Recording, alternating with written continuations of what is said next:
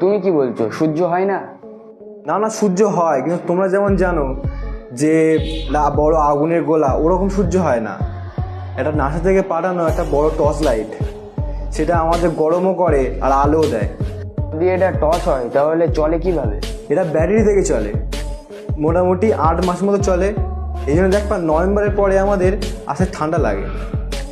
এবার কি হয় কি, নাসা নতুন ব্যাটারি লাগাতে মার্চের মধ্যে নতুন ব্যাটারি লাগিয়ে দেয়, তারপরে আবার টর্চটা ফুল প্রোটেকশন ধরে নেয়। আর এটা বেশি দূর না, মোটামুটি 500 মিটার মতো দূরে। 500 মিটার উপরে তো এরোপ্লেনই চলে। তোমার সত্যি মনে হয় এয়ারপ্লেন সত্যিকারের হয়? হ্যাঁ তাই তো। দেখবে তোমরা যখন এয়ারপোর্টে যাবে 2 ঘন্টার মতো ওয়েট করায়, ওখানে কি করে একটা কেমিক্যাল একটা ইউজ করে, সেই কেমিক্যালটার নাম বলবো, তোমরা গুগল করে নেবে। ওই কেমিক্যালটা ইউজ করার ফলে আমাদের ইলিউশন সৃষ্টি হয়, আমাদের মনে হয় যে আমরা প্লেনে উঠছি, কিন্তু আমরা আসলে একটা বাসে উঠছি। ও, তো একটা লোক ছিল, আমি নাম বলবো না, এটা তোমার গুগল করে নেবে। ওই লোকটা কি ছিল, মাইন্ডসেট খুব শক্ত ছিল।